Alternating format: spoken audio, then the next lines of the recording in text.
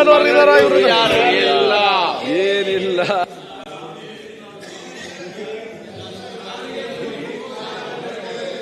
ಇಬ್ರು ಇದಾರೆ, ಮಂತ್ರಿಗಳಿದ್ದಾರೆ ಇಬ್ರು.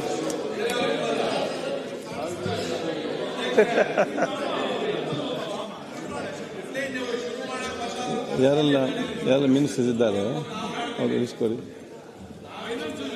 ಬರ್ತಾರೆ, ಕಮ್ಮಿ ಹೊಂದಿವೆ.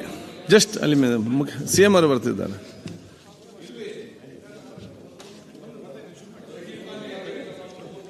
ಸರ್ ಯಾಕೆ ಅಶ್ವಥ್ ನೀವು ಸುಮ್ಮನೆ advise something good things, not bad things. ಮಾತಾಡಿ.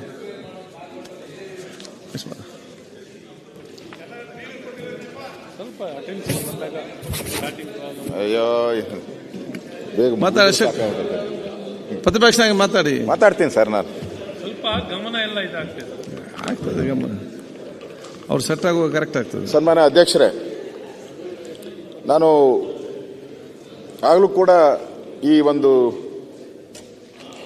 SCP ಮತ್ತು TSP ವಿಚಾರದ ಬಗ್ಗೆ ನಾನು ತಮ್ಮ ಗಮನಕ್ಕೆ ತರ್ತಾ ಇದ್ದೆ. ನಾನು ಈ SC/ST ಜನಾಂಗದ ಮಾನವ ಅಭಿವೃದ್ಧಿ ಸೂಚ್ಯಂಕ, ಹ್ಯೂಮನ್ ಡೆವಲಪ್ಮೆಂಟ್ ಇಂಡೆಕ್ಸ್, ಮಾನವ ಅಭಿವೃದ್ಧಿ ಅಂದರೆ ದೀರ್ಘ ಮತ್ತು ಆರೋಗ್ಯಕರ ಜೀವನ ಆ ಜನಾಂಗದ್ದು,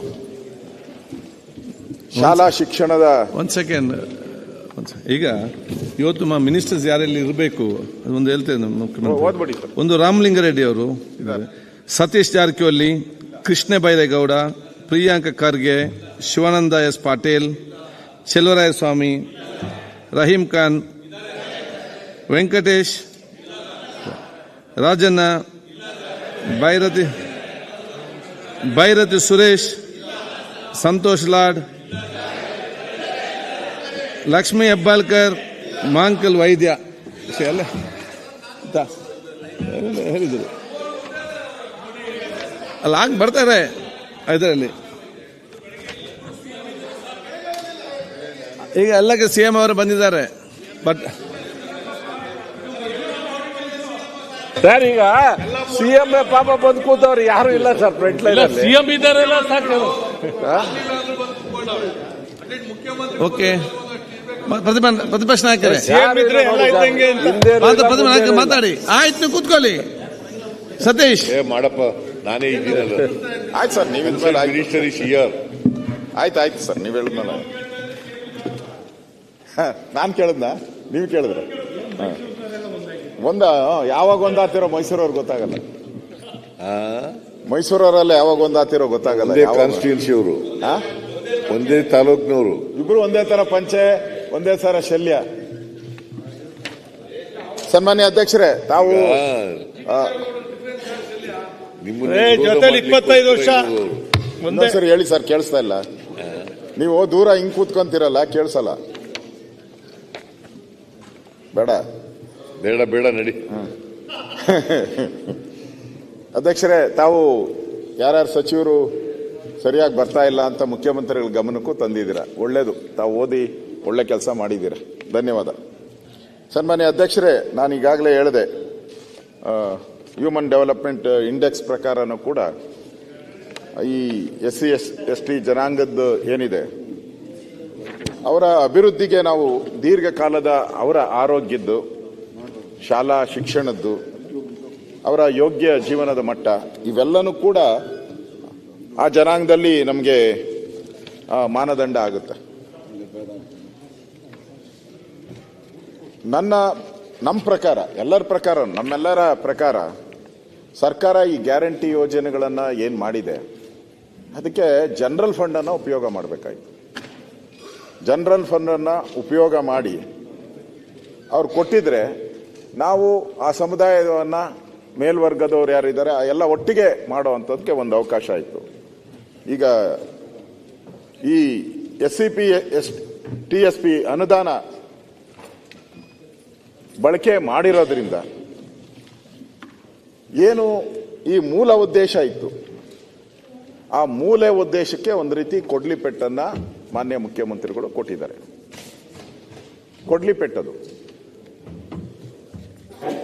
ಆಮೇಲೆ ಕೆಲವು ಮಂತ್ರಿಗಳು ಹೇಳಿದ್ದಾರೆ, ಏನಂತ ಹೇಳಿದ್ರೆ ಗ್ಯಾರಂಟಿ ಮೂಲಕ SC/ST ಜನಾಂಗದಕ್ಕೆ ನಾವು ಹಣ ಏನು ಬಳಕೆ ಮಾಡುತ್ತಿದ್ದೇವೆ ಅದು ತಪ್ಪು ಇದು ಕಲ್ಪನೆ, ನಾವು ಆ ಜನಾಂಗಕ್ಕೆ ಕೊಡ್ತಾ ಇದ್ದೀರಿ ಅಂತ ವ್ಯಾಖ್ಯಾನ ಮಾಡಿದ್ದಾರೆ.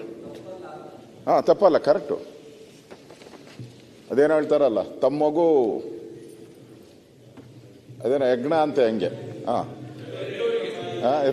ಎತ್ತವ್ರಿಗೆ ಹಂಗೆ ಉದ್ದು ಅಂದಂಗೆ. ಇಲ್ಲಿ ಅಧ್ಯಕ್ಷರೇ, ಇವರು ಬೇರೆ ಬೇರೆ ಯೋಜನೆಗಳು ಮಾಡಿದ್ದಾರೆ. ನೀವು ಇದೇ ತರ ಮಾಡಿದ್ರೆ ಆ ಮೂಲ ಉದ್ದೇಶ ಏನಿತ್ತು?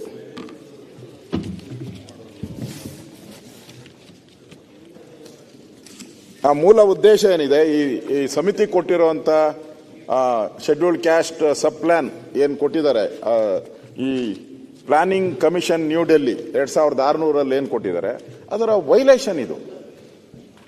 ಅದರ ವೈಲೇಷನ್. ಒಂದು ಲೈನನ್ನು ಸುಮ್ಮನೆ ಓದ್ತೀನಿ, ಮಾನ್ಯ ಮುಖ್ಯಮಂತ್ರಿಗಳ ಗಮನಕ್ಕೆ ತರಕ್ಕೆ. ಒಂದೇ ಲೈನು ಆ ಪುಸ್ತಕ, ಅವರ ಆದೇಶ ಅವ್ರು ಮಾಡಿರೋವಂಥದ್ದು.